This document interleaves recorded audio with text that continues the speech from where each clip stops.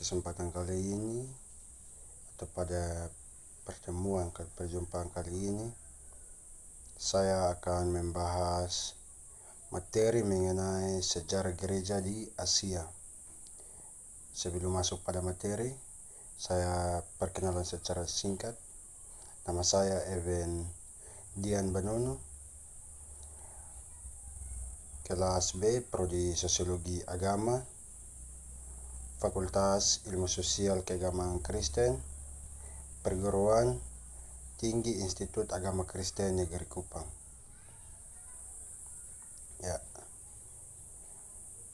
Dengan materi pertama, sejarah gereja di Asia pada periode abad 1 sampai abad yang ke-15.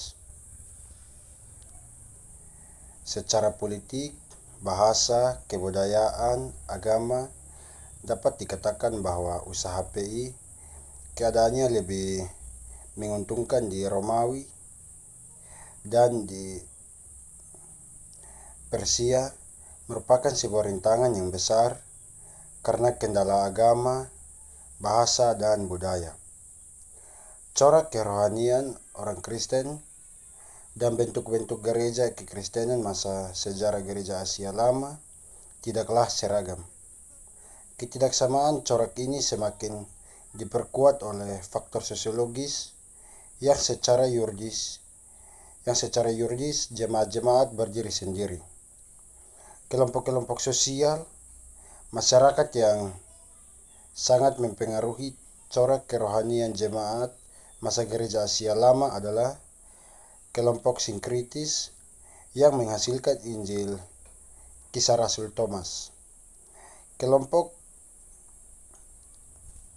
Berdanses yang menyekankan astrologi dan fatalisme, Babilonia, dan lain sebagainya. Gereja Barat mengabarkan Injil di Asia. Misi Katolik di Asia. Pada abad ke-15 muncul zaman baru di Eropa atau pencerahan yang membawa pembaharuan kebudayaan, kemajuan, teknologi, dan kerohanian di Eropa. Berbagai pertemuan naskah kuno dari Yunani dan Eropa menimbulkan semangat baru untuk mempelajari sejarah dan sastra kuno dan untuk menciptakan sesuatu yang baru. Penemuan terpenting pada saat itu adalah pencetakan yang membuka jalan bagi penyebaran ilmu dan komunikasi. Munculnya semangat besar untuk menjelajahi dunia dan memperluas wilayah kekuasaan. Munculnya semangat baru untuk memberitakan Injil ke seluruh dunia. Akan tetapi, pekabaran Injil selalu dikaitkan dengan perluasan wilayah, jajahan, sehingga kemudian pekabaran Injil dianggap sama dengan imperialisme. Kekristenan yang dibawa oleh gereja Barat bersangkutan dengan imperialisme atau pedagang membawa perang di tangan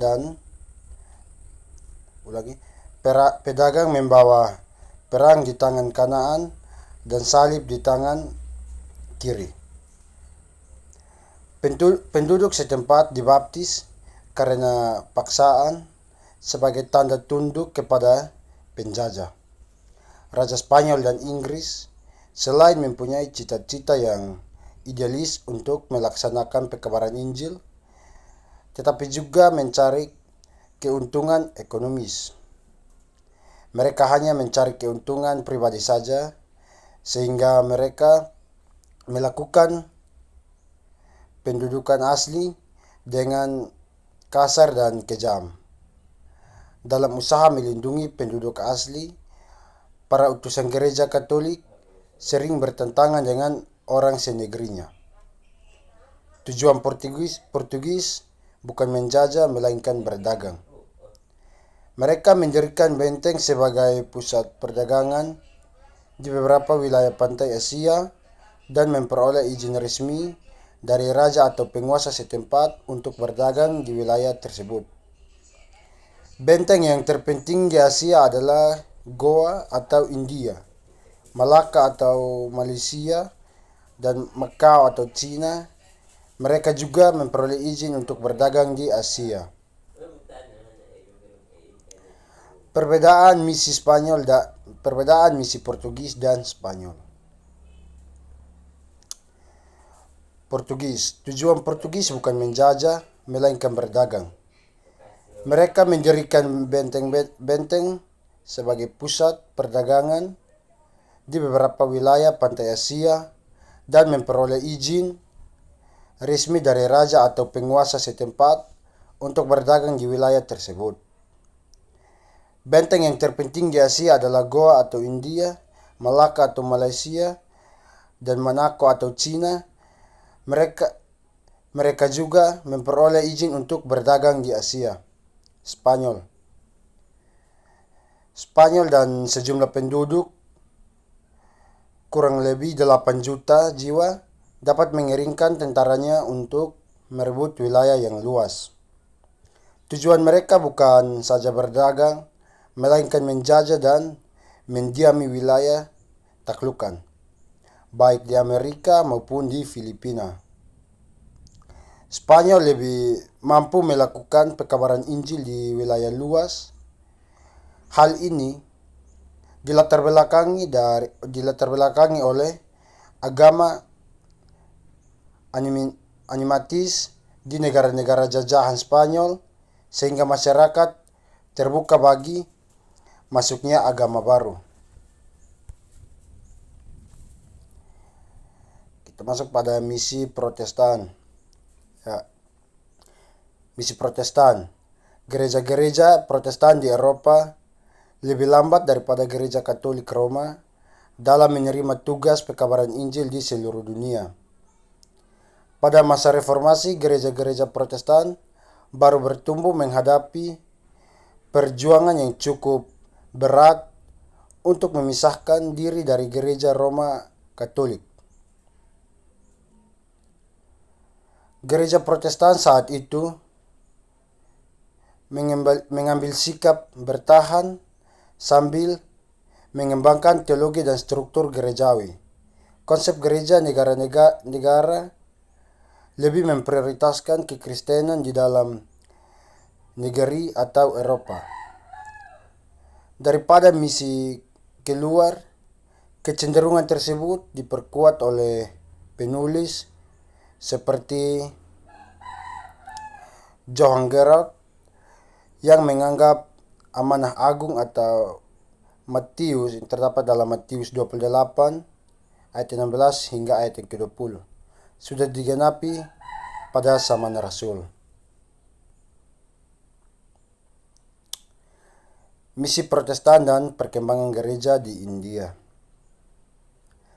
Kekristenan dan kolonialisme. Yang pertama, orang Kristen di India terdiri pada awal abad ke-19 dari 3 golongan. 1. Gereja Katolik Roma atau hasil penelitian Portugis abad ke-19 yang berpusat di Goa dan pantai Prava. Yang kedua, orang Kristen Syria atau gereja Martoma, dikenal di India Selatan. Yang ketiga, gereja Protestan di India Selatan. Hasil pengajian Singbelag dan rekan-rekannya di bawah misi Denmark. Sesudah menguasai India, pemerintah Inggris bersikap netral dan toleran terhadap semua agama, Pax atau Britannica, menegakkan stabilitas di India serta melindungi hak-hak orang Kristen dari ancaman masyarakat beragama Hindu. Pemerintah Inggris tidak melarang perjanjian tetapi juga tidak mendukungnya. Akan tetapi, pemerintah memberitakan dana bagi sekolah dan pemerintah memberikan dana bagi sekolah-sekolah Kristen. Ratusan pekabar Injil datang ke India pada abad ke-19. Mereka tidak diutus oleh pemerintah penjajah, namun karena para pekabar Injil datang ke India bersama dengan penjajah Inggris, sehingga keduanya dianggap satu oleh bangsa India. Ahli sejarah di India, K.M. Panikkar, menyambut imperialisme sebagai penyokong sekutu. Tokoh misi Protestan di India. Pelopor gelombang baru misi Protestan. Anak seorang guru sekolah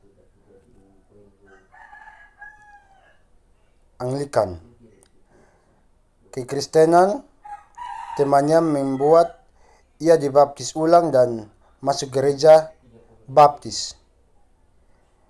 Menjadi pendeta baptis pada tahun 1785 dan melayani jemaat sambil merangkap tukang sepatu. Meskipun kondisi ekonomi tidak memungkinkan Carey mencapai taraf pendidikan yang tinggi, ia belajar bahasa Latin, Yunani, dan Ibrani.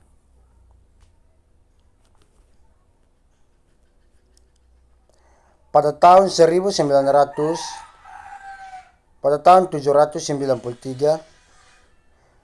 Baptist Missionary Society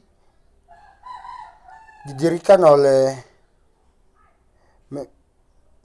dan mengutus William Carey ke India. Namun ia mengalami kesulitan, yaitu larangan penginjilan oleh perusahaan perdagangan Inggris, East India Company. Carey berlatih pekerjaan menjadi pengelola pabrik nila di pedalaman India. Tahun 1799, Josiah Marsden, seorang guru, dan William Ward, seorang tukang stak dan redaktur koran, tiba di Serampore, dekat Chalucha.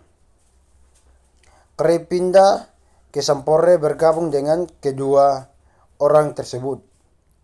Keahlian Carey di bidang praktis juga dipakai dengan pembangunan negeri di India. Ia mendirikan Horticultural Society atau persekutuan ilmu perkebunan dengan tujuan mengikat metode-metode pertanian, termasuk mengimpor buah-buahan dari Inggris. Ia melakukan percobaan tanam kopi, tembakau, gula, tebu, dan tanaman yang menghasilkan biji-biji. Keempat asas penginjilan Carey yaitu penelitian kebudayaan India, penginjilan seluas-luasnya, menerjemahkan firman Tuhan, serta pendirian gereja mandiri dengan tenaga rohani pribumi menjadi ciri khas misi Protestan di India. Tantangan yang dihadapi. Para pekabar Injil berselisih pendapat mengenai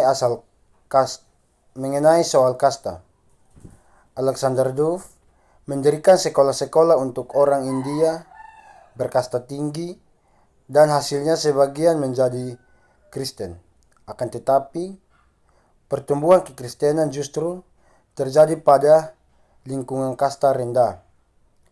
Pada abad ke-20, pendidikan teologi ditinggikan. Munculnya beberapa tokoh kekristenan yang mengapresiasikan spiritualitas Kristiani dan bentuk kehidupan khas India, misalnya Sundat Sigi, atau bentuk teologi-teologi yang diarahkan pada konsep pemikiran Hindu.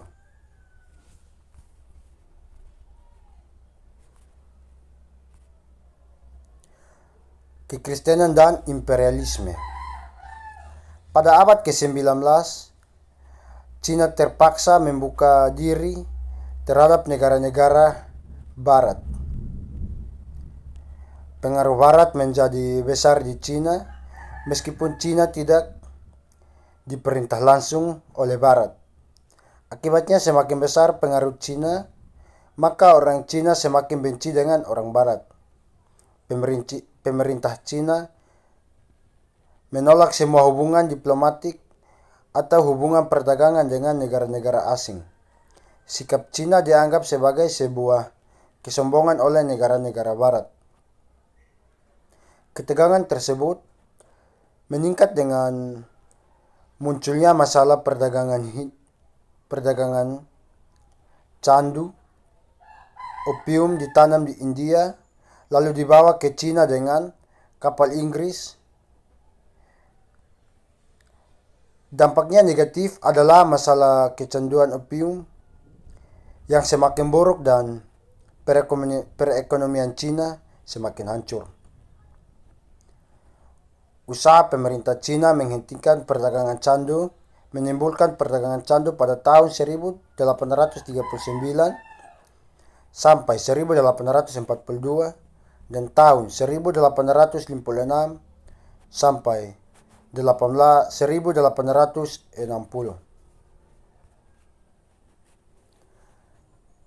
Dalam kedua perang itu, Cina dikalahkan oleh Inggris.